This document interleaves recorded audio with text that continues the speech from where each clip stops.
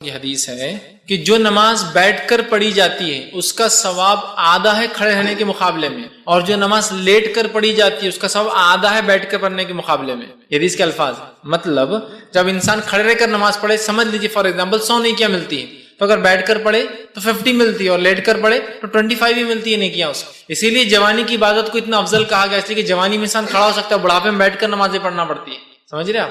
اور ایک بات اور غلط فہمی جو لوگوں کو ہے وہ یہ ہے کہ عورت بیٹھ کر نماز پڑھیں گی، کھڑے رہ کر نہیں پڑھیں گی، اور اکثر عورتیں بیٹھ کر نماز پڑھتی ہے۔ بیٹھ کر نماز اگر عورت پڑھتی ہے تو آدھا ہی ثواب ملتا ہے اس کو۔ نماز سب کو کھڑے رہ کر پڑھنا ہے، کھڑے نہ رہنے کی صورت میں ہی اللہ بیٹھنے والی قبول کرے گا۔ جو کھڑے رہ کر پڑھ سکتا ہے اس کی بیٹھ کی نماز اللہ قبول ہی نہیں کرے گا۔ عبادت کھڑے رہ کر ہوں گی، نماز جو بتائی گئی جیسی، نہ کر سکے تو بیٹھ کر، نہ کر سکے تو لیٹ کر۔ ہمارے پاس ساری کی ساری عورتیں بیٹھ کر ہی نماز پڑھتی، کیوں بولے عورت؟ اگر یہ کسی خیاس کے یا کسی کی غلط علم کی بنیاد پر ہے تو حافظ ثواب مل رہا ہے اس کو ویسے، اور ایسا نہیں ہے یہ مطلب علم کی بنیاد پہ نہیں، عورت بیٹھ کے پڑھیں گی تو بیٹھ کے۔ ہمارے پاس لوگ بولتے ہیں تو پھر تو ثواب ہی ضائع، اس لیے کہ وہ عبادت قبول ہی نہیں کریں گے اللہ بیٹھ کی جو ہوتی ہے۔ اور مردوں میں غلط فہمی ہوتی ہے کہ نفل نماز بیٹھ کر پڑھنا چاہیے، مغرب کی 3 رکعت کھڑے رہ کر، 2 رکعت کھڑے رہ کر، 2 رکعت بیٹھ کر۔ اب میں بھی کبھی کبھی پریشان ہو جاتا تھا، شاید 5 رکعت کی طاقت تھی بیچارے میں تو کھڑے رہ کر پڑھ لیا، 2 کے اندر بیچارہ کمزور ہوگا تو بیٹھ کر پڑھا، لیکن پھر کھڑے رہ کے چڑھ رہا۔ ارے پرابلم کیا ہے اس کا؟ بعد میں پتا چلا مجھے کہ یہ عقیدہ ہے لوگوں میں کہ نفل بیٹھ کر پڑھنا چاہیے۔ نبی اکرم صلی اللہ علیہ وسلم نے کبھی نفل بیٹھ کر نہیں پڑھی، سوائے جب آپ بیمار ہوئے تو آپ نے بیٹھ کر بھی فرض پڑھی اور لیٹ کر بھی فرض پڑھی، اور ایک بیٹھ کر پڑھائی بھی آپ نے، وہ ایک الگ شکل ہے۔ لیکن نماز صرف کھڑے رہ کر ہوں۔ کھڑے رہنے کی نہ صورت میں شرعی کمزوری، شرعی وجوہات، بیماری کی شکل میں، پھر بیٹھ کر، اور بیٹھ کر بھی پڑھنے کی طاقت نہ ہونے کی شکل میں، پھر لیٹ کر۔ اور کھڑے رہنے کے مقابلے میں بیٹھنے کا ثواب ہاف، اور بیٹھنے کے مقابلے میں لیٹ کے نماز پڑھنے کا ثواب ہاف ہو جاتا ہے۔ یاد رکھنا، اس کا 100 تو اس کا 50 تو اس کا 25 ملتا ہے۔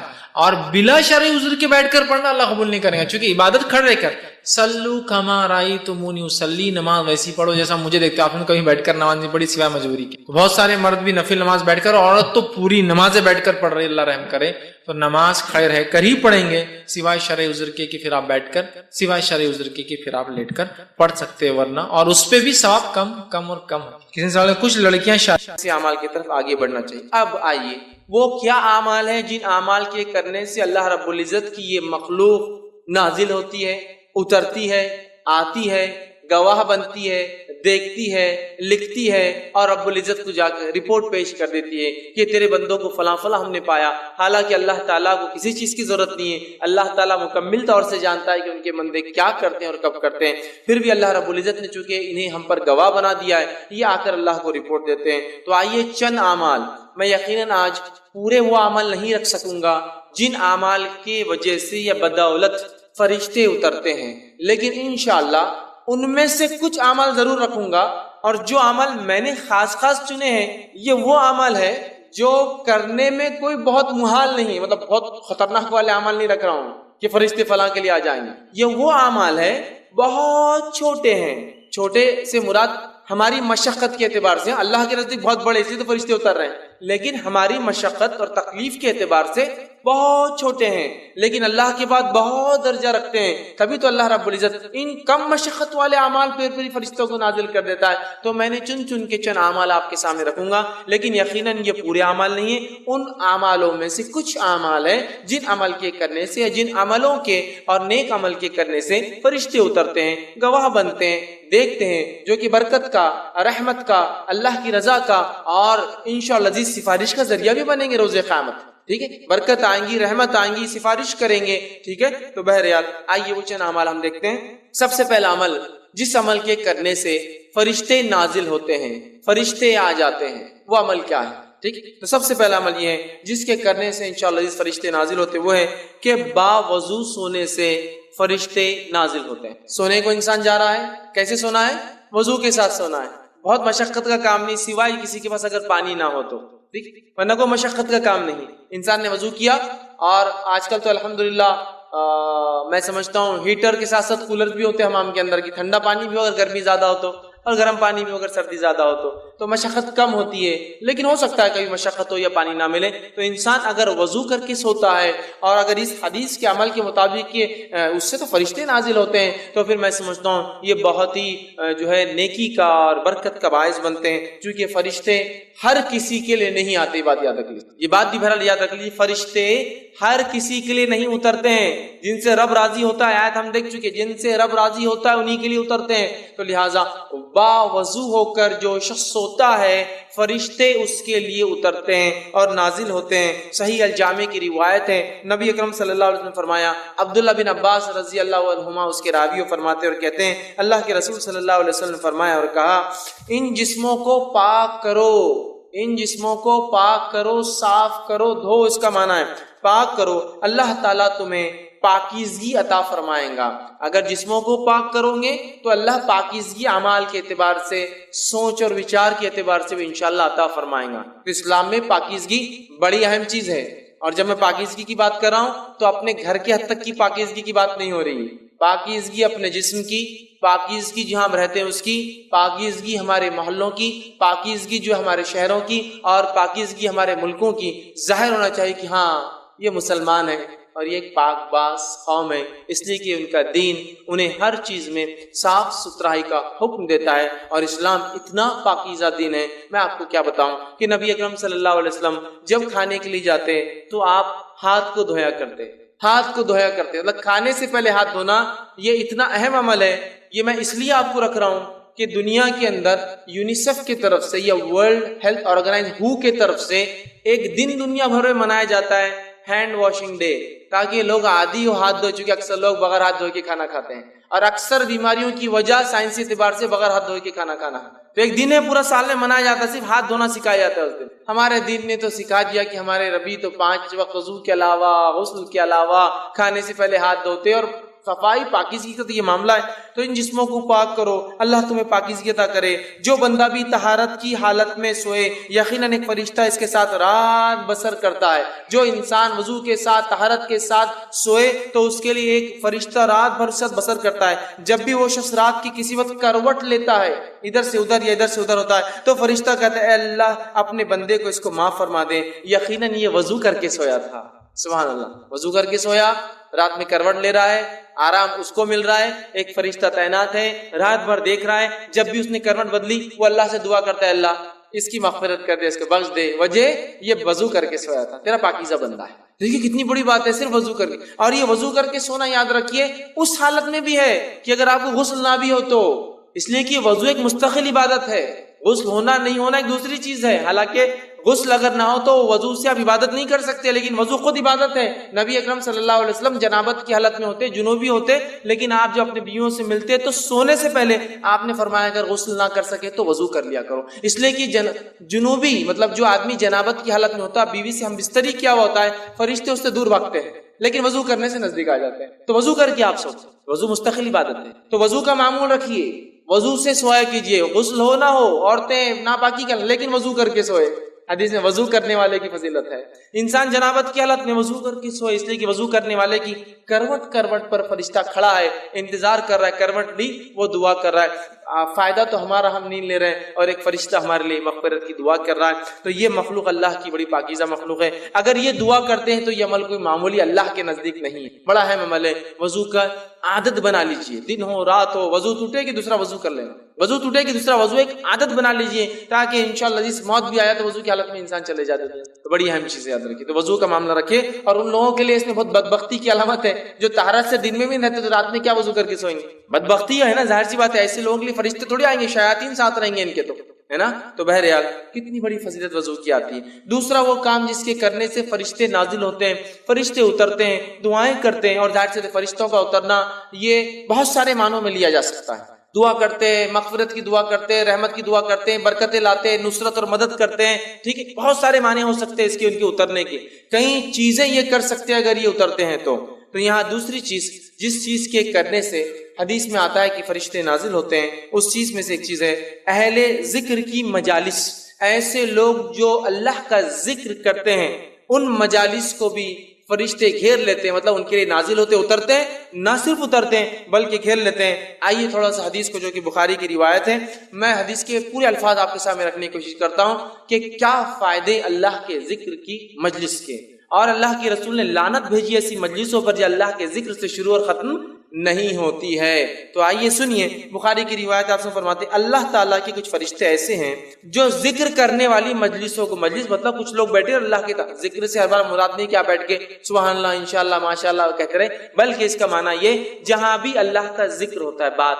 تو آپ فرماتے ہیں ذکر والوں کو تلاش کرتے ہوئے جو ہے راستوں میں گھومتے پھرتے رہتے ہیں. جب وہ کسی ایسی جماعت کو, ایسی مجلس کو پاتے ہیں جو اللہ کا ذکر میں مصروف ہوتی ہے, تو وہ ایک دوسرے کو پکار کر کہتے ہیں آ جاؤ, جو کام کے لیے آئے تھے یہاں ہو رہا ہے. وہ مطلب فرشتے اپنی پیٹرولنگ پہ نکلے ہوئے گھوم رہے ہیں, تلاش کر رہے ہیں لوگ.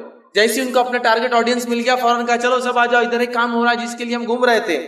پکارتے اور کہتے ہیں کہ ادھر آؤ, یہاں تمہاری حاجت جو چیز کے لیے نکلے ہیں, طلب کی چیزیں, وہ یہاں ہے. وہ اہل مجلس کو آسمانی دنیا تک اپنے پروں سے ڈھانپ لیتے ہیں, اور اتنے جمع ہوتے ہیں چونکہ ان کو پر ہوتے ہیں, اور ایک پر ایک تہبت ہے, پہلے آسمان تک چلی جاتی ان کی جو ہے تعداد. اتنا گھیرتے ہیں اس مجلس کو کہ یہاں جہاں ذکر ہو رہا ہے وہاں سے لے کر فرسٹ اسکائی تک, پہلے آسمان تک, بولے مجلس کو اپنے پروں سے ڈھانک لیتے ہیں. جب وہاں سے فارغ ہو کر جو ہے اللہ کے پاس جاتے, مجلس ختم ہو گئی, وہ اللہ کے پاس چلے گئے اپنا کام کر کے, چونکہ ان کا کام یہی ہوتا ہے صرف ذکر والوں کی مجلسوں کو نوٹ کرے اور چلے جائے. تو وہ جو ہے ان کا رب ان سے پوچھتا ہے, حالانکہ اس کو سب پتا ہوتا ہے. اللہ پھر بھی ان سے سوال کرتا ہے, حالانکہ اللہ کو حاجت نہیں, اسے پتا ہے کہ کیا ہوا تھا, سوال کرتا ہے. اور جو ہے وہ پوچھتا ہے, اللہ تعالیٰ کہتا ہے میرے بندے کیا کہہ رہے تھے, کیا کر رہے تھے وہ. تو فرشتے جواب دیتے ہیں وہ تیری تسبیح, تکبیر, تحمید اور تمجید بیان کر رہے تھے, تیری بزرگی, پاکیزگی, بڑائی بیان کر رہے تھے وہ لوگ. پھر اللہ تعالیٰ ان سے پوچھتا ہے کیا انہوں نے مجھے دیکھا ہے, کیا وہ لوگ جو میرے بارے میں اتنا کچھ کر رہے تھے کیا مجھے دیکھا ہے. فرشتے کہتے اللہ کی قسم انہوں نے تجھے نہیں دیکھا, اللہ تیری قسم تجھے دیکھا نہیں انہوں نے, لیکن پھر بھی کرتے ہیں دیکھا ہے. اللہ تعالیٰ فرماتا ہے اگر وہ مجھے دیکھ لے تو ان کا کیا حال ہوگا. پھر جب بغیر دیکھے وہ یہ سب کر رہے تھے اپنی مجلسوں میں, تو اے فرشتوں اگر مجھے دیکھ لے تو کیا ہوگا. تو فرشتے جواب دیتے ہیں, فرماتے ہیں فرشتے عرض کرتے ہیں اگر وہ تجھے دیکھ لے تو تیری اس سے بھی زیادہ عبادت کرنے لگیں گے. اگر دیکھ لے, جب نہیں دیکھا تو اتنی کر رہے تھے, اللہ اگر دیکھ لے تو بہت کریں گے. آگے یہ ہوتا ہے اس سے بھی زیادہ تیری بزرگی جو ہے اور اس کی جو بڑائی بیان کریں گے, پاکیزگی بیان کریں گے. تو اللہ تعالیٰ سوال کرتا ہے وہ کیا مانگ رہے تھے, ان کا سوال کیا تھا جو چیز مانگ رہے تھے. فرشتے فرماتے جواب دیتے ہیں وہ تجھ سے تیری جنت مانگ رہے تھے. انسان ظاہر سی بات ہے دنیا میں کوئی بھی عمل کیوں کرتا ہے, جنت کا متلاشی طلبگار ہوتا ہے, تو وہ تجھ سے تیری جنت مانگ رہے تھے. اللہ تعالیٰ فرماتا ہے اور کہتا ہے کیا انہوں نے میری جنت دیکھی ہے جو مانگ رہے تھے مجھ سے. تو فرشتے کہتے ہیں اللہ تیری قسم انہوں نے جنت دیکھی نہیں ابھی. اللہ فرماتا ہے اگر دیکھ لے تو وہ کہتے ہیں اگر وہ جنت دیکھ لے تو کیا ہی حال ہوگا ان کا, مطلب اور بڑھ چڑھ کے کریں گے. اگر ایک انسان کو یہ کہا جائے کہ یہ ملیں گا, 10ویں پاس ہو جاؤ تو گاڑی دلائیں گے, گاڑی آئی نہیں ہاتھ میں بھی, تو خوشی کی لہر دوڑ اٹھتی. تو اللہ پوچھتا ہے کیا جنت دیکھی ہے کیا انہوں نے. تو وہ فرشتے کہتے ہیں اللہ تیری قسم جنت نہیں دیکھی. تو اللہ پوچھتا ہے اگر دیکھ لے تو کیا حال ہوگا ان لوگوں کا. تو وہ جو ہے اسے اگر دیکھ لے تو اس کے لیے ان کی حرص طلب اور شدید ہو جائیں گے. اللہ اگر تو دکھا دے تو بہت شدت سے وہ اعمال کریں گے جس اعمال کی وجہ سے تو جنت دیتا ہے, بہت شدید طلب ان کی بڑھ جائیں گی اور اس میں ان کی رغبت اور زیادہ ہو جائیں گی. اللہ تعالیٰ پوچھتا ہے وہ کس چیز سے پناہ مانگ رہے تھے, چلو مانگ تو جنت رہتے لیکن کس چیز سے میری پناہ چاہتے تھے. تو فرشتے کہتے ہیں, عرض کرتے ہیں وہ جہنم کی آنکھ سے تیری پناہ مانگ رہے تھے اللہ. تو اللہ تعالیٰ سوال کرتا کیا انہوں نے جہنم کو دیکھا ہے. تو فرشتے جواب دیتے ہیں, فرماتے ہیں, عرض کرتے ہیں تیری قسم ہے اللہ انہوں نے جہنم کو ابھی دیکھا نہیں ہے. اللہ تعالیٰ فرماتا اگر دیکھ لے تو کیا حال ہوگا. تو فرشتے کہتے ہیں اگر دیکھ لے تو اس سے کہیں زیادہ اور بھاگیں گے اور دوڑیں گے اور عمل کریں گے. جنت بھی دیکھیں گے تو بھاگیں گے, جہنم بھی دیکھیں گے تو نیکی کی طرف بھاگیں گے, گناہوں کو مطلب چھوڑ دیں گے, دوڑیں گے.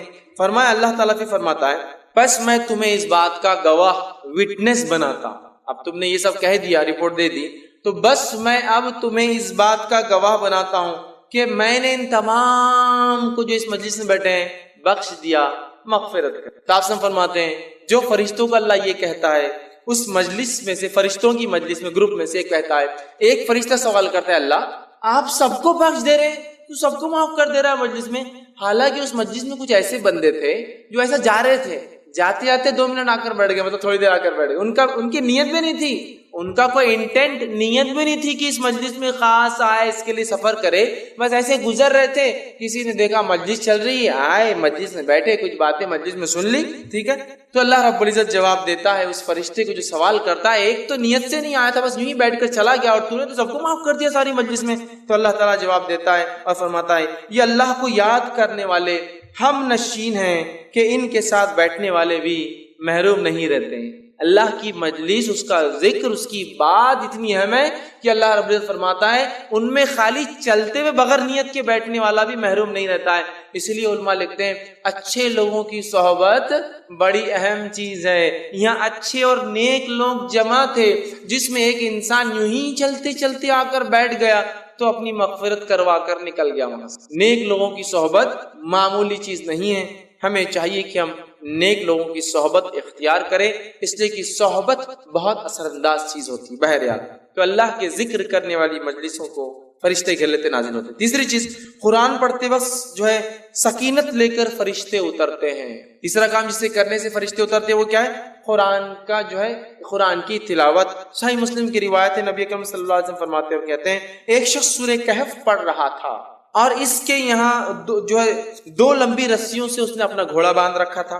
سو اس پر ایک بدلی آنے لگی. وہ جب سورہ کہف پڑھنے لگا تو ایک بدلی بادل آنے لگے اور وہ گھومنے لگی, مطلب وہ بادل جو ہے گھومنے لگے, وہ بدلی جو تھی گھومنے لگی اور قریب آنے لگی. جیسے جیسے وہ پڑھ رہا تھا ویسے ویسے قریب آ رہی تھی. اس کا گھوڑا اس کو دیکھ کر بدکنے لگا, ڈرنے لگا کہ کیا ہو رہا ہے. پھر جب صبح ہوئی تو وہ نبی اکرم صلی اللہ علیہ وسلم کے پاس آیا اور ذکر کیا, اللہ کے رسول ایسا ایسا ہوا. تو آپ نے فرمایا یہ جو ہے تسکین ہے جو قرآن کی برکت سے اتر رہی تھی, اور ایک روایت میں وہ فرشتے تھے جو سکینت کو لے کر تجھ پر اتر رہے تھے. تو قرآن کی تلاوت اور بالخصوص سورہ کہف کی تلاوت کرنے سے سکینت اترتی ہے, اور سکینت کو جو لاتے ہیں وہ ہوتے ہیں فرشتے. تو اگر کوئی انسان تلاوت قرآن کرتا ہے تو سکینت طاری ہوتی ہے. اللہ ہم پر رحم کرے. ہمارے گھروں میں تو قرآن کبھی کبھار کھلتا ہے. اگر پوچھا جائے, میں آپ سے بدگمانی نہیں کر رہا ہوں لیکن ایک عام سوال, عام بات کہہ رہا ہوں, کسی سے پوچھا ہے آخری بار قرآن کب پڑھے تھے, تو دادا کا انتقال ہوا تھا نا تو تب نکلا تھا. اب کب ہوں گا, تو اب انتظار کر رہے ہیں, کوئی اور جائیں گا تو پڑھ دیں گے. پھر اس کے لیے یہی حالت.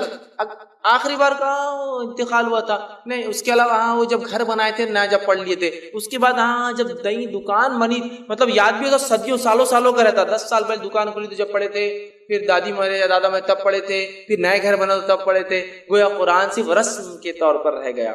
یا پھر خوب جھگڑا ہو جائے, اپنے طرف اپنے حق کی بات ہو تو پھر قرآن پڑھ لیتے تھے, وہ قرآن میں لکھا ہوا ہے. اپنے خلاف ہو تو پھر نہیں, وہ سب ٹھیک نہیں, جو چل رہا ہے اس کو ماننا پڑے گا. تو قرآن سے آج دوری ہے. صرف قرآن پڑھنے والے کے لیے اگر سکینت اور فرشتے اترتے ہیں تو پڑھ کر عمل کر کے اس کو دوسروں تک پہنچانے والوں کے لیے کیا کیا نہیں ہوتا ہوں. اگر سٹارٹنگ میں یہ حال ہے تو جب شروعات اس درجے کی ہے تو خاتمہ کس انداز کا ہوگا, یہ اندازہ لگا لیجیے. اسی طرح فرشتے جن لوگوں کے لیے اترتے ہیں ان میں سے ایک ہے مسجد میں قرآن پڑھنے اور پڑھانے والوں پر فرشتے نازل ہوتے ہیں. ایک تو قرآن پڑھنا عام, مسجد میں پڑھنا مطلب مسجد ایسی جگہ ہے جہاں اللہ کا ذکر کرنا چاہیے اور قرآن اس میں سب سے افضل ہے, یاد رکھیے بہت افضل ذکر. تو لہٰذا مسجد میں اگر قرآن پڑھے اور پڑھائے, پڑھنے اور پڑھانے والوں کے لیے فرشتے نازل ہوتے ہیں. ابو ہریرہ رضی اللہ عنہ اس حدیث کے راوی فرماتے اور کہتے ہیں, یہ صحیح مسلم کی روایت ہے, جو شخص, میرا حدیث لمبی ہے اس کا خالی وہ ٹکڑا رکھتا ہوں, جب لوگ اللہ تعالیٰ کی کتاب پڑھنے اور پڑھانے کے لیے اللہ تعالیٰ کے گھروں میں سے کسی گھر میں جمع ہوتے ہیں تو ان پر اللہ تعالیٰ کی رحمت اترتی ہے جو انہیں ڈھانپ لیتی ہے, فرشتے انہیں گھیر لیتے ہیں اور اللہ تعالیٰ فرشتوں میں ان کا ذکر کرتا ہے. تو جب مسجد میں قرآن پڑھا جاتا ہے تو نتیجہ یہ نکلتا ہے کہ اس کے نتیجے میں فرشتے نازل ہوتے ہیں کہ تو قرآن پڑھا جا رہا ہے, اور جو ہے اس کو گھیر لیتے ہیں اور اللہ تعالیٰ فرشتوں میں ان لوگوں کا ذکر کرتا ہے جو مسجد میں قرآن پڑھتے یا دوسروں کو پڑھاتے ہیں. ٹھیک ہے, تو ہمیں ایک معمول بنانا چاہیے کہ اللہ کے گھروں میں اللہ کی کتاب پڑھی جائے, اور بالخصوص چونکہ ہم لوگ عربی زبان نہیں جانتے, اس کا ضرور اہتمام ہو کہ ہمارے مسجدوں یا گھروں میں جب قرآن پڑھا جائے تو ترجمہ بھی ساتھ پڑھا جائے, اور ہو سکے تو ایک قدم اور آگے بڑھ کے تفسیر بھی ضرور پڑھی جائے. اس میں کھلے طور سے کہتا ہوں جو بہتر لگتا ہے پڑھیے آپ کے نزدیک، میں کوئی نام بھی نہیں لیتا ہوں، بس اللہ کی کتاب کو کھولیے، چونکہ اللہ کی کتاب کی خصوصیت ہے۔ علامہ ابن تیمیہ رحمہ اللہ فرماتے ہیں کہ جب کوئی شخص قرآن کی غلط تفسیر کرتا ہے تو اگلی آیتیں فوراً اس کو رد کر دیتی ہیں، تو اس لیے ہمارا ایمان اور عقیدہ ہے کوئی اس کی غلط نہیں کر سکتا جب بھی پکڑا جاتا ہے، اور کہیں نہ کہیں لوگ نکل کر پھر صحیح چیز کی طرف آتے ہیں۔ میں کہتا ہوں پڑھیے تو صحیح، عادت تو ڈالیے نا، تم کون سی جماعت کے بلبل کون سا پڑھنا، ارے جو تم کو پسند ہے بھیا، میں بولتا بھی نہیں ہوں، شروعات تو کرو، پڑھو تو صحیح۔ نماز پڑھو تو کوئی یہ نہیں بول سکتا نماز پڑھو کا معنی ایکسرسائز کرو، نماز ہی بولیں گا نا، شروع تو ہو، لگو تو صحیح اس کتاب سے، تعلق تو جوڑو، حق کی طرف پہنچ جاؤں گی۔ لیکن حالت یہ ہے کہ کتاب کھلتی ہی صدیوں میں ہے، کسی گھر میں جا کے کہہ دیا ذرا قرآن لاؤ تو بولتا رہے قرآن لاؤ، بولے تو اللہ سیڑھی لاؤ، آپ بولتے قرآن لاؤ، بول رہے میں تم سیڑھی، وہ اوپر رکھا ہوا رہتا ہے نا، وہ وہاں تو سیڑھی لگتی ہے اس کے لیے، وہ تو لیڈر کے بغیر اوپر چڑھ بھی نہیں سکتے ہم، ٹھیک ہے سیڑھی لا کے اس کو پورا وہ آپ کے ایئر کلینر سے پورا اس کو صاف کرنا پڑتا، چونکہ صدیوں کی دھول ہے، پھر وہ نکل کے آتا اور پھر پڑھا جاتا، پھر تعریف بھی ہوتی ہے ہمارے سگڑ دادا نے وہ لائے تھے تب کا ہے، ارے میرے بھائی سبحان اللہ اتنے دن کا بچا کیوں وہ قرآن، استعمال ہو کے چونکہ دنیا کے اوراق پھٹ جاتے ہیں، استعمال کر کر کے ختم کر دینا تھا، نہ لانا چاہیے تھا، رکھا کیوں کہ اللہ کی کتاب گائیڈ بک جو کتاب رہنمائی دیتی دنیا میں اس کو اتنا صاف ستھرا کیوں رکھا، پڑھو پڑھ کے اس کو جو استعمال کرو، اس کے اوراق ڈھیلے ہوں گے، پھٹ جائیں گے، نئے لانا پڑیں گے۔ اور یہ مطلوب بھی یاد رکھیے قرآن کو پھاڑنا نہیں، پڑھنے سے اس کتاب کی حالت ہو جاتی ہے نا، دیکھیے جو قرآن بچے طالب علم حافظ بنتے ہیں ان کے قرآن کی حالت دیکھیے کیسے جاتے ہیں، پڑھنے سے اب پیچھے کا ورق پڑ جاتا، سامنے کے 4 صفحے پڑھ گئے، بیچ کے ورق، کیوں؟ اس لیے کہ وہ استعمال کر رہا ہے نا، اس کتاب کو یوز کر رہا ہے نا، تو دنیاوی کاغذ ہے تو خراب ہو جاتا ہے۔ تو ہماری تو یہ حالت ہے، پڑھنے پڑھانے کا نظم ضرور بانی۔ اسی طرح وہ عمل جس کے کرنے سے فرشتے نازل ہوتے ہیں اس میں سے ایک عمل ہے سوتے وقت آیت الکرسی کا پڑھنا، اس سے فرشتے نازل ہوتے ہیں، اور اتنا سادہ، اتنا آسان، اتنا چھوٹا عمل ہے آیت الکرسی، 10 جملے اس میں، صرف آیت تو ایک ہی ہے لیکن جملے 10 ہے اس کے اندر، 10 جملے ایک آیت، وہ بھی نہیں ہوتا سوتے وقت، ہے نا۔ اور ویسے بھی بہت سارے لوگوں کو ذکر کا موقع کہاں ملتا، ٹی وی دیکھتے دیکھتے آنکھ بند ہوتی، ٹی وی چالو ہے، آوازیں چالو ہے، جب تک آواز آئی نہیں تو نیند بھی نہیں آتی، سائیکولوجیکل ڈسٹرب ہو گئے اس کو دیکھ دیکھ کر، اطمینان کھو بیٹھے ہیں، شور کے اندر نیند آتی، تو پھر وہ دیکھتے ہیں سوری کہاں اللہ کا ذکر اور کیا ہے آیت الکرسی پڑھا کیجئے۔ صحیح بخاری کی روایت ابو ہریرہ رضی اللہ عنہ فرماتے ہیں، حدیث بہت لمبی ہے، اتنا وقت نہیں کیونکہ بہت طویل حدیث ہے، آپ سب جانتے بھی اس روایت کو۔ ابو ہریرہ رضی اللہ عنہ فرماتے ہیں میں جو ہے زکوٰۃ کے کھجوروں پر مجھے تعینات کیا گیا تھا، رات میں ایک شخص آیا اور زکوٰۃ کی کھجوریں جس جگہ بھر کر رکھی گئی تھی اس کنٹینر کو پھاڑ کر چرانے لگا، میں نے جا کر پکڑا اور کہا کہ اب صبح اللہ کے رسول صلی اللہ علیہ وسلم کے پاس لے جاؤں گا، کھجور چرا رہے تھے، زکوٰۃ کا مال چرا رہے تھے، تو کہا نہیں میرے بیوی بچے بہت بھوکے، میں کل نہیں آؤں گا، تم چھوڑ دو میرے، کہا ٹھیک ہے اب کل نہیں آنا، چھوڑ دیتے، چونکہ رحم کھا کر کے یار بیچارہ بھوکے بچے بھی، چل ٹھیک۔ صبح اٹھتے ہیں فجر میں کہتے اللہ کے رسول کر رہا تھا، ایک آدمی آیا تھا کھجور چرا رہا تھا، پھر آپ نے کہا کیا ہوا، تو کہا وہ بولا بیوی بچے بھوکے تو میں نے لے جانے دیا، تو کہا ابو ہریرہ آج پھر آئیں گا، کہ اللہ کے رسول نے تو کہا لیکن کہ نہیں آئیں گا، لیکن کہا آج آئیں گا۔ ابو ہریرہ رضی اللہ عنہ فرماتے اب تو میں مستعد تھا، چونکہ آپ نے بول دیے تھے اب آئیں گا تو بس شور آنے ہی والا، میں کھڑا تھا اور آیا وہ پھر چرا تھا، پھر میں نے پکڑا، کہا آج تو گیا، اب تو لے جاؤں گا آپ سب کے سامنے اور صبح ذلیل کروں گا، چوری کر رہا تھا، تو کہا نہیں میرے بھی بچے بھوکے تھے، میں پریشان تھا، اب کل نہیں آؤں گا، یہ وعدہ رہا، کہا ٹھیک ہے چلے جا، رحم کھا لیا۔ تیسرے دن پھر یہ ہوا، دوسرے دن آپ کے پاس فجر میں ملے، آپ نے فرمایا کیا ہوا رات، تو کہا اللہ کے رسول صلی اللہ علیہ وسلم آپ نے کہا تھا وہ آیا اور میں بالکل تعینات تھا، پھر کہاں ہے، تو کہا میں نے چھوڑ دیا رحم کھا کر، کیوں، تو بولے وہ اس کے بھی بچے بھوکے تھے، پھر میرے سے بڑی آہو بکا کرنے لگا، گزارش ہے چھوڑ دیا۔ کہا ابو ہریرہ آج پھر آئیں گا، کہا آج پھر تو کہاں جانے والا، تو ابو ہریرہ فرماتے ہیں میں نے سوچ لیا کہ آج تو اس کو نہیں چھوڑوں گا، گیا آج۔ تیسرے دن پھر آیا پکڑا، کہا آج کوئی ریکویسٹ نہیں، کوئی گزارش نہیں، کوئی بات نہیں چلنے والی، 2 دن سے تم آ رہے ہو، تیسرے دن آیا، کہا اب نہیں، تو کہا آج چھوڑ دو اب نہیں آؤں گا، میں ایک بات تمہیں ایک کلمہ سکھا دیتا ہوں، اگر اس کلمے کو پڑھ لو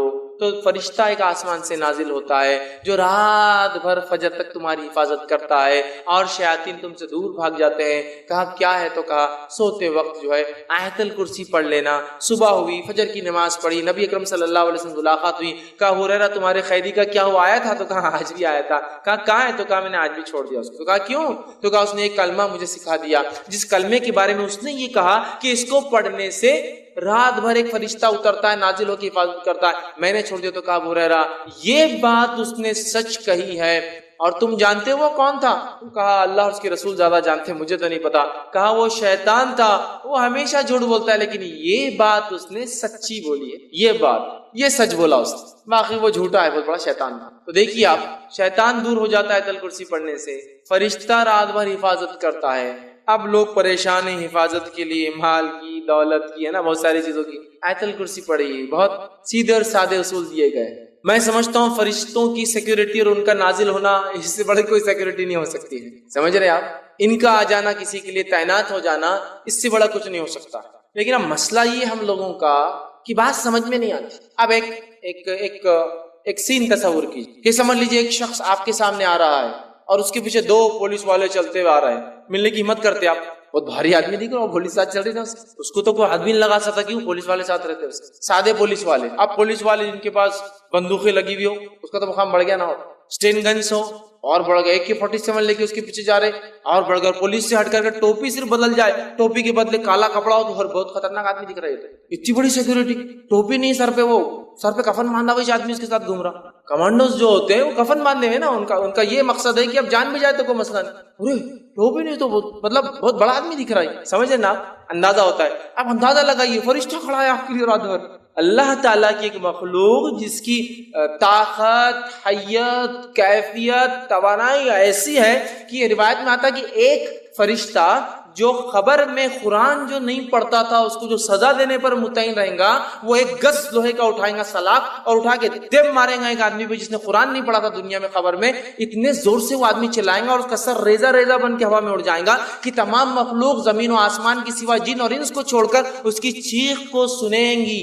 تو آپ نے کہا کہ وہ فرشتے کے بارے میں معلوم ہے تم کو، وہ گز جو مارتا ہے وہ گز کا ویٹ کیا ہے؟ صحابہ نے کہا نہیں ہم کو نہیں پتا کیسے مارتا ہوں گا ویٹ۔ تو کہا وہ 1 گز اگر اٹھا کر دنیا کے سب سے بڑے پہاڑ پر ماری جائے تو پہاڑ کو پاؤڈر میں تبدیل کر دے گا، ذرات میں، اتنا ویٹڈ اور اتنا خطرناک وہ پنچ ہوتا ہے، ٹھیک ہے؟ وہ پڑے گا گز، اور اس گز کو پہلے سے لے کر آخری انسان اور پہلے سے لے کر آخری جن سب بھی مل جائے تو اس کو ہلا بھی نہیں سکتے جگہ سے، اتنا ہیوی گز صرف ایک فرشتہ اٹھاتا ہے۔ طاقت بتا رہا ہوں میں کتنی ہوتی ہے، فرشتے سارے انسان اور جن بھی مل جائے تو وہ گز کو موو نہیں کر سکتے جگہ سے، جو وہ اٹھا کر ماریں گا اس کو قیامت تک۔ قرآن نہیں پڑھنے والے کا میں نے اس لیے کہا نا، دنیا میں بیڑا غرق، خبر میں بیڑا غرق، آخرت میں بیڑا غرق۔ اور بہت سارے لوگوں قرآن سے بڑی عجیب دشمنی پال رکھی ہے، انہوں نے ایسی عجیب دشمنی کہ قرآن پڑھنے کے بولے کاٹے کھڑے ہوتے ان کے آنکھ، اور شیطان کے بدلے اعوذ باللہ من الشیطان پڑھے تو یہ بھاگ جاتا نکل کے، بھاگنا تو شیطان چاہیے نا، اعوذ باللہ یہ بھاگ جاتا نکل کے، قرآن پڑھے تو گمراہ ہو جاتے باہر۔ ارے بھائی قرآن کی نہ، قرآن پڑھے تو گمراہ ہو جاتے، دیکھو تو کتنے لوگ گمراہ ہو گئے قرآن پڑھ کے، انہوں کیسی باتیں کر رہے، انہوں کیسی کر رہے، اپن نے کچھ پڑھے نہیں، اللہ کو پوچھنے والا نہیں اپنے سے، حالت ہی ہے اپنی، ہم پڑھتے نہیں، اللہ پوچھے گا بھی نہیں ہم سے، اللہ رحم کرے۔ یہاں دیکھیے آیت الکرسی پڑھ رہے ایک فرشتہ تھا، حفاظت، سیکورٹی کے لیے، اس سے بڑی کیا بات ہو سکتی ہے؟ آئیے وہ عمل جس کے کرنے سے فرشتے نازل، ایک عمل یہ ہے کہ ایک بابرکت رات ہوتی ہے، اس رات میں فرشتے نازل ہوتے ہیں، اور وہ رات کو کہا جاتا ہے شب قدر، لیلۃ القدر، جو کہ آج بھی ہو سکتی ہے۔ 21 گزر چکی ہے، وہ بھی ہو سکتی تھی، اور آنے والی اور 3 راتیں باقی وہ بھی ہو سکتی ہے، 25، 27 اور 29 بھی۔ تو شب قدر میں فرشتے اترتے ہیں، جس کی گواہی اللہ رب العزت نے اپنی کتاب کے اندر سورہ قدر سورہ نمبر 97 آیت جو ہے اس پورے سورے کو آپ پڑھیے، اللہ نے فرمایا انا انزلناہ فی لیلۃ القدر، ہم نے قرآن کو لیلۃ القدر میں نازل کیا۔ وما ادراک ما لیلۃ القدر، اور مسلمانوں کیا چیز ہے جو تمہیں سمجھائے لیلۃ القدر کیا ہے؟ لیلۃ القدر خیر من الف شہر، بس تمہاری عقلوں کو اتنی بات تو ضرور سمجھ میں آ جائیں گے، اور اتنا کافی ہے تمہاری سمجھ کے لیے، 1000 مہینوں سے افضل یہ رات ہے۔ تنزل الملائکۃ والروح، اور اترتے ہیں اس رات فرشتے اور جبرائیل، یاد رکھیے، اور جبرائیل علیہ السلام کا ایک نام کیا ہے معلوم آپ کو؟ روح۔ جبرائیل علیہ السلام کا ایک نام یاد رکھیے، وہ روح ہے، یاد رکھیے، نہیں تو آپ بولیں گے تنزل الملائکۃ والروح، اور ایک صاحب ایک بار تفسیر کرنے لگے، اترتے ہیں اس رات فرشتے اور بڈھے اور بڑوں کی روحیں، ملائکہ الگ ہے نا اور روح الگ ہے، تو پھر صحیح بات ہے نا۔ یاد رکھیے یہاں روح سے مراد جبرائیل علیہ السلام ہے، روح الامین بھی ان کا ایک نام ہے، جبرائیل بھی ان کا ایک نام ہے، جبریل بھی ان کا ایک نام ہے، ٹھیک ہے؟ تو روح بھی انہیں کہا جاتا ہے، روح الامین بھی کہا جاتا ہے، 4 نام ان کے قرآن میں آتے ہیں، جبرائیل، جبریل، روح الامین اور روح۔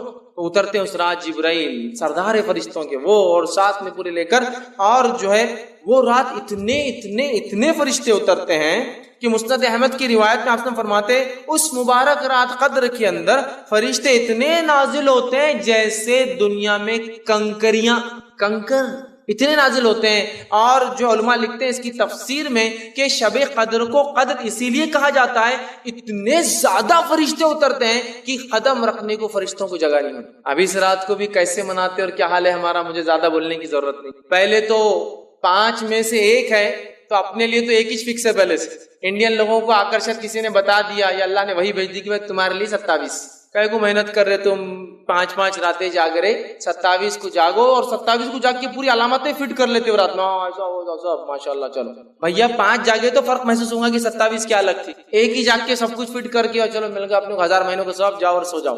5 تلاش کرنا ہے. نبی اکرم صلی اللہ علیہ وسلم سارا آخری عشرہ جاگ کر عبادت کرتے, اعتکاف میں ہوتے اور بیویوں کے گھر پہ کسی خادم کو بھیجتے جا کے اٹھاؤ قدر ہو سکتی ہے آج جاگو عبادت کرو. نہیں 5 رات کون چھٹی دیں گا بھیا, میرے کو چھٹی کہاں ملتی, 5 راتیں کیسے میں جاؤں گا, مشکل ہے. ایک دن ملاقات ہوئے, رے بھائی بہت آپ کی آنکھیں لال لال دکھ رہی, کیا بات ہے؟ 10 راتوں سے سویا نہیں میں. کیوں, کیا مسئلہ ہے؟ گھر میں شادی ہے نا, کوئی معمولی چیز ہے کیا؟ ہلدی مہندی سانچک رجگے شادی ولیمہ جماگی کیا کیا نہیں رہتا, اتنا سب کرنا پڑتا تو رات بھر میں جاگ رہا. اچھا شب قدر کے 5 وہ نہیں ہو سکتا کیونکہ شادی کا ثواب شاید اس سے زیادہ ہے وہ جاگنے کا, وہ ان بدعتوں اور رسومات اور خرافات کرنے کا, اس لیے نہیں ہو رہا. ارے آپ بہت جاگے بھی دکھ رہے تھے 1 مہینے سے, آپ جو ہے سوئے نہیں, جاگتے رہے. گھر میں بیمار ہے نا میرے امی, ارے ٹھیک ہے اس کے لیے تو مطلب بیماری کے لیے جاگ سکتے, رسومات کے لیے جا سکتے, سفر کے لیے جاگ سکتے, خرافات کے لیے جا سکتے, پکنک کے لیے گھومنے پھرنے جانا ہے تو جاگ سکتے ہیں. لیکن شب قدر کی 5 رات ذرا ٹف ہو جاتا, مشکل جاتا. اس دن بزنس ڈوبتا ہوا نظر آتا, باس چڑھتا ہوا نظر آتا, نوکری جانے کا ڈر لگتا, باقی جگہ نہیں ہوتا. اس رات اترتے ہیں, بہت بابرکت رات ہے, مبارک رات ہے. صحیح بخاری کی روایت فرماتے کہتے ہیں جس شخص نے حالت ایمان کے اندر جو ہے ثواب کی نیت سے شب قدر میں قیام کیا, عبادت کی, نماز پڑھی, غفر له ما تقدمت من ذنبک, اللہ پچھلے گناہ معاف کر دیتا. بہت بابرکت رات ہے. اسی طرح وہ عمل جن کے کرنے سے فرشتے نازل, اس میں سے ایک عمل یہ ہے استقامت, جم جانا اپنے دین پر, اس سے بھی فرشتے نازل ہوتے ہیں. اللہ رب العزت سورہ فصیلہ سورہ نمبر 41 آیت نمبر 30 میں فرماتا کہتا ہے ان الذين قالوا ربنا الله ثم استقاموا تتنزل عليهم الملائكة الا تخافوا ولا تحزنوا وابشروا بالجنة التي كنتم توعدون. اللہ فرماتا کہتا ہے بے شک جن لوگوں نے یہ کہا کہ ہمارا رب اللہ ہے اور ثم استقم, اور اس پر جم گئے, استقامت حاصل کری, تتنزل عليهم الملائكة, تو ان کے اوپر اترتے ہیں فرشتے, اللہ تخافوا, اور کہتے آ کر خوف مت کھاؤ, وتحزنوا, اور غم بھی مت کھاؤ, ڈرو بھی مت, خوف بھی مت کھاؤ, پریشان بھی مت ہو, وابشروا, اور بشارتیں دیتے ہیں جنت کی جس کا تم سے وعدہ کیا جا رہا. کتنی بڑی بات ہے نا, استقامت دین پر جم جانے کو کہتے ہیں. اب استقامت تو بڑی دور کی بات ہے, دھکے دھکے پر ایمان آ رہا اور جا رہا. استقامت مطلب جم جانا, ڈٹ جانا. صحیح مسلم کی روایت ہے, ایک صحابی اور کہ اللہ کے رسول صلی اللہ علیہ وسلم مجھے کوئی ایسی وصیت اور بات بتائیے جس کو میں مان لوں آپ کی کہ میں جو ہے یہ بات کو ہمیشہ کروں اور میں جو ہے اس پر عمل کر رہا ہوں. تو آپ نے فرمایا قل آمنت باللہ, تو یہ کہے کہ اللہ پر ایمان لا, ثم مستقیم, پھر جم جا اس کو, اڑ جا اپنے دین پر اور اسلام پر کہ دنیا گئی تو گئی, نوکری گئی تو گئی, معاملات دنیا جو سمجھے, لوگ میرے بارے میں جو کہتے, اگر میرے دین نے کہا ہے ثم مستقیم, جم گیا میں اس کے اوپر, اب مجھے کوئی ہلا نہیں سکتا. یہ بڑی اہم چیز. ارے بھیا اتنی بڑی داڑھی رکھ لیا تو نے, داڑھی کی وجہ سے کسٹمر تھوڑی آئیں گے 60 صاف. کسٹمر بولے تو بہت بڑا اس کا مقام رہتا نا. استقامت, جم جائیے, اس دن کو آپ سمجھتے ہیں, توکل کر لیجیے پھر اللہ پر, سب کچھ یہ کرنے والا ہے. کوشش نہیں چھوڑنا ہے, لیکن ہاں میں یہ نہیں کر رہا ہوں کہ آپ کچھ نہیں گھر میں پڑے رہیے, کوشش کرتے رہیے. تو بہرحال استقامت جو اختیار کرتا ہے, فرشتے نازل ہو کے خوشخبریاں دیتے ہیں, غم مت کھاؤ, ڈرو مت, کچھ نہیں ہوتا, تسلی دیتے ہیں. جس کے ساتھ کیفیت حالات واقع تو وہ جانتا کیسی تسلی فرشتے اس کو. سکینت طاری ہو جاتی جب دنیا پریشان ہے, وہ سکون, چونکہ اس کو فرشتے بشارت دے رہے ہیں, سکون طاری کر رہے ہیں. اسی طرح وہ عمل جس سے کرنے سے فرشتے نازل, وہ ہے تہجد گزار, جو رات میں اٹھ کر نماز پڑھتا ہے تہجد کی, اس کے لیے فرشتے اترتے ہیں. اور صحیح مسلم کی روایت ہے, نبی اکرم صلی اللہ علیہ وسلم کہا جسے خوف ہو کہ آخری شب میں وہ نہ اٹھ سکے تو وہ اول شب میں پڑھ لے, مطلب رات کی نماز جو اول شب میں پڑھ لے, جلدی پڑھ لے. اور جسے آرزو ہو کہ آخر شب میں اٹھے تو یہ تو افضل ہے, تو آخر شب میں اٹھ کر تہجد کی نماز پڑھے, اس لیے کہ آخر شب کی نماز ایسی ہے کہ اس میں فرشتے نازل ہوتے ہیں اور وہ افضل ہے.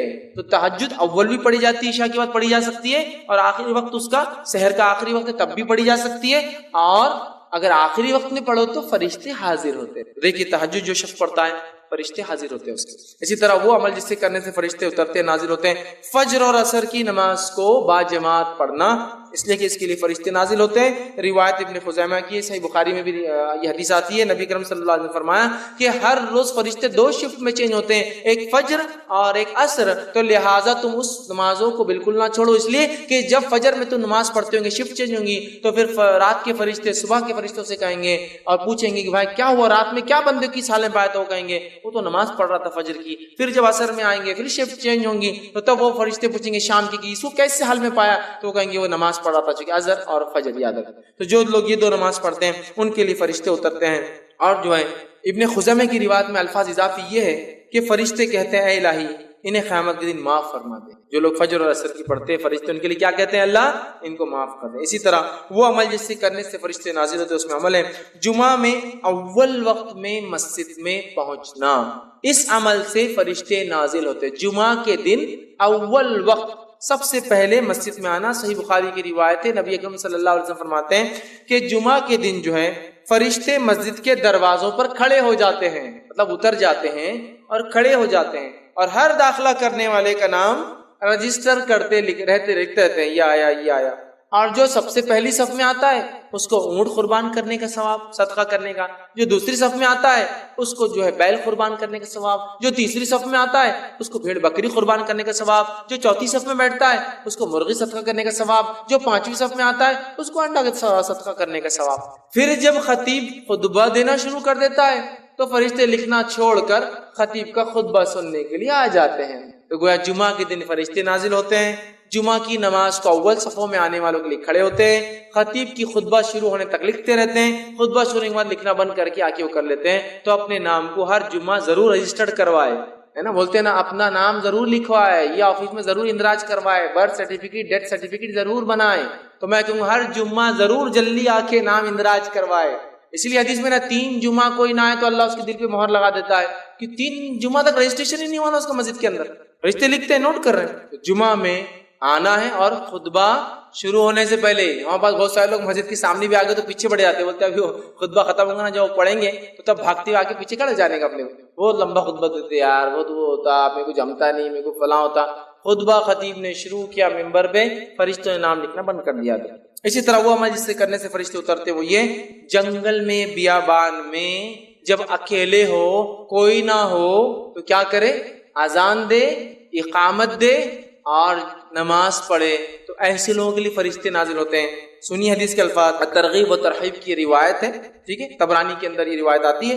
سلمان جو ہے فارسی رضی اللہ عنہ کے راوی فرماتے کہتے ہیں جب کوئی شخص جنگل میں ہو اور نماز کا وقت ہو جائے تو اسے چاہیے کہ وضو کر لے، اگر پانی نہ ہو تو تیمم کر لے، پھر اقامت کہہ کر نماز پڑھے، تو اس کے جو ہے دونوں جانب فرشتے جو ہے کھڑے ہو جاتے ہیں، اور جب وہ نماز اذان دے کر اقامت دینے کے بعد پڑھے تو اس کے پیچھے فرشتوں کے لشکر جو ہے دونوں کنارے آ کر کھڑے ہو جاتے ہیں، اور اتنے زیادہ ہوتے ہیں کہ جدھر تک نظر جائے ادھر تک آ کے صف بنا کر کھڑے ہو جاتے ہیں، نماز پڑھتے ہیں، اور جب وہ رکوع کرتا ہے تو وہ رکوع کرتے ہیں، جب یہ سجدہ کرتا ہے تو وہ بھی سجدہ۔ جنگل بیابان میں اذان دے کر اقامت دے کر نماز پڑھے، اور یہ بات بھی یاد رکھیے جب آپ جنگل بیابان میں نہ بھی ہو، نماز آپ کی چھوٹ جائے، مسجد میں آپ پڑھے تو اقامت ضرور دے، چونکہ اقامت کے بعد جو نماز پڑھ جائے ثواب زیادہ ملتا ہے۔ اذان تو ہو گئی لیکن آپ لیٹ ہو گئے، تو جب آپ خود کی بھی نماز اگر اکیلے بھی پڑھے تو اقامت دیں گے۔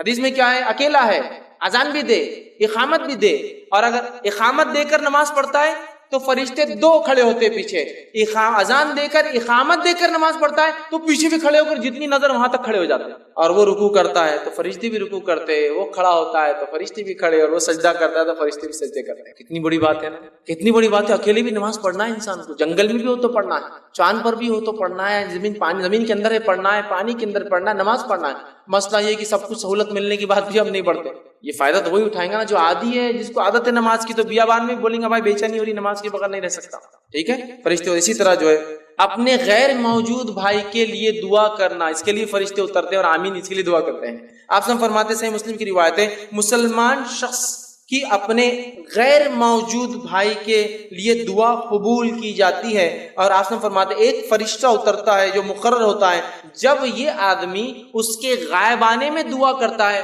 تو وہ فرشتہ اس دعا کو سنتا ہے اور اللہ سے ایک دعا کرتا ہے، اے اللہ جو اس نے اس بھائی کے لیے مانگا تو اس کے لیے وہ چیز دے دے۔ سبحان اللہ، دوسرے کے لیے دعا کرو اپنے لیے دعا فرشتے سے قبول کرواؤ یا کرواؤ. میں دعا کر رہا ہوں اپنے بھائی کے لیے اور میرے لیے فرشتہ دعا کر رہا ہے اللہ جو اس نے اس کے لیے مانگا تو اس کو دے دے, جو اس نے اس کے لیے مانگا تو اس کو دے. اے اللہ میرا یہ بھائی بڑا غریب دکھ رہا ہے, اس کے حالات کو درست کر دے. فرشتہ بولتا ہے اللہ اس کے حالت کو درست کر دے, اس کے مالی حالت کو درست کر دے. اے اللہ وہ بڑا بیمار انسان دکھ رہا ہے, غائبانہ, لیکن یہ بولنے والا نہیں کہ میں نے تمہارے لیے دعا کیا, غائبانہ خاموش, بولنا نہیں ہے. اور میں کہتا ہوں نا دعاؤں کا ایسا معمول بنا لے, اپنا ایسا معمول بنا لے, فری ہوتی ہیں, بس الفاظ نکالنا ہے منہ سے, الفاظ اس کو بھی نہیں ہوتا. دعاؤں کا تو بڑا مسئلہ ہے بھیا, کہاں دعائیں کرتے ہیں. اور اگر کوئی دعائیں دے تو ویسے ہوتا ہے اتنے بڈھے ہو گئے تم, پورے داڑھی میں بال ابھی بھی کالے اور دعائیں دے رہے تم ہم کو, شرم آ رہی تمہاری دعاؤں کو سن کے. ہم کو دعاؤں کا چلن نہیں نا, چلن ہی نہیں ہے. اور ہمارے پاس ہندوستان میں تو وہ حال ہے دعاؤں کا کہ کوئی دعائیں دے دے, اور دعا دینے کو لوگ ڈرتے بھی ہیں کہ جو دعا دیے تو بڈھے ہو جاتے, اور یہاں بڈھا تو کوئی ہوتا نہیں, سب جوان مرتے ہیں ہمارے پاس. کون بڈھا کہ بڈھے دکھتے ہیں کیا آپ کو آج؟ کہاں دکھتے ہیں, 90 سال ہے لیکن بالوں سے تو پتہ نہیں چلتا کہ 90 سال کے. ابھی تو میں جوان ہوں, غذا وزا مار کے بالکل بہترین, بڈھا ہوا ہی نہیں بیچارہ, دعائیں کیسے دیں گے؟